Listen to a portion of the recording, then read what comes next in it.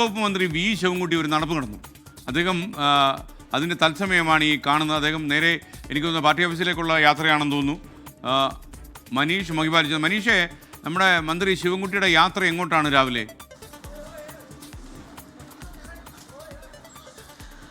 SKN എന്താണെങ്കിൽ ഈ പണിമുടക്കിന് പൂർണ്ണമായ ഐക്യദാർഢ്യം പ്രഖ്യാപിച്ചുകൊണ്ടാണ് അദ്ദേഹം നിലവിൽ വഴുതക്കാട് അദ്ദേഹത്തിൻ്റെ റോസ് ഹൗസ്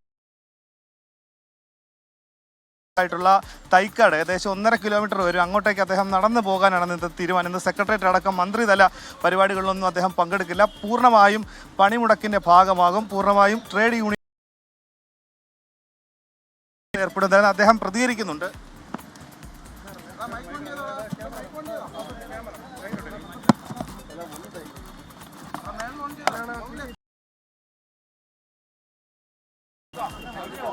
ജയയുടെ മാച്ചാ.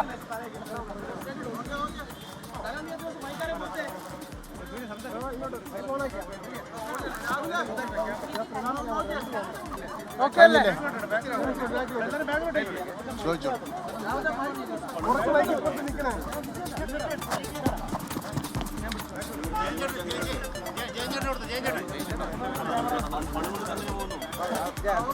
എൻ്റെ വിവരങ്ങളൊന്നും കിട്ടിയിട്ടില്ല. ദേശീയാടിസ്ഥാനത്തിൽ തൊഴിലാളികളുടെ ആവശ്യങ്ങൾ ഉന്നയിച്ചുകൊണ്ട് നിരവധി ദേശീയ പണിമുടക്കുകൾ നടന്നിട്ട് പോലും തൊഴിലാളികളെ വിളിച്ച് ചർച്ച ചെയ്യുന്നതിന് വേണ്ടി പോലും കേന്ദ്ര ഗവൺമെൻറ് തയ്യാറായിട്ടില്ല. എന്ന് മാത്രമല്ല, തൊഴിലാളി വിരുദ്ധ നിയമങ്ങൾ പാസ്സാക്കുന്നതിന് വേണ്ടിയുള്ള ജാഗ്രതയാണ് കേന്ദ്ര ഗവൺമെൻറ്റിനെ സംബന്ധിച്ചിടത്തോളം ഉള്ളത്. കേരളത്തിൽ തൊഴിലാളി വിരുദ്ധ നിലപാട് സ്വീകരിക്കുന്ന തൊഴിൽ നിയമങ്ങൾ നടപ്പിലാക്കുന്ന പ്രശ്നമേ ഇല്ല എന്നുള്ള കാര്യം തൊഴിൽ മന്ത്രി എന്നുള്ള നിലയിൽ ഞാൻ വ്യക്തമാക്കിയിട്ടുണ്ട്. അപ്പം അതുകൊണ്ട് ബഹുമാനപ്പെട്ട കേന്ദ്ര ഗവൺമെൻറ് തൊഴിലാളികളെ വിളിച്ച് സംസാരിക്കണം. എത്ര സംസ്ഥാനങ്ങളിൽ പരിപൂർണമായി പണിമുടക്ക് നടന്നു എന്നുള്ളതല്ല പ്രശ്നം.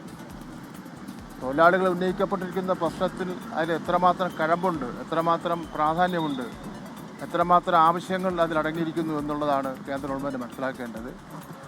മുതലാളിമാർക്കും ഇന്ത്യൻ കുത്തകകൾക്കും സഹായകരമായ നിലപാട് ഒരു കാരണവശാലും സ്വീകരിക്കാൻ വേണ്ടി പാടില്ല. ലോകത്തെമ്പാടും നടന്നിട്ടുള്ള തൊഴിലാളി വർഗത്തിൻ്റെ ചരിത്രം നോക്കിയാൽ, ചിക്കാഗോ മുതൽ ഉള്ള ചരിത്രം നോക്കിയാൽ, തൊഴിലാളികൾ സമരം ചെയ്താണ് അവരുടെ അവകാശങ്ങൾ നേടിയെടുത്തിട്ടുള്ളത്. ആ അവകാശങ്ങളൊന്നും ഏതെങ്കിലും ഒരു ഗവൺമെൻറ് വന്ന് അതിനെ തകിടം മറിക്കുന്നതിന് വേണ്ടി അനുവദിക്കുന്നത് ശരിയുമല്ല. നടന്നു പോകുന്നു സംസ്ഥാനത്ത് മുഴുവൻ കടന്നൊരു അവസ്ഥ. ഈ യാത്രക്കിടെ കുടുങ്ങിപ്പോയ പല യാത്രക്കാരും ഇപ്പോൾ അവർ ബസ്സിൽ കയറാൻ ശ്രമിക്കുമ്പോൾ സമരം അനുഭവം തടയുന്നു. പല സർവീസ് നടത്താൻ തയ്യാറായ KSRTC ബസ് ഓടാൻ സമ്മതിക്കുന്നില്ല.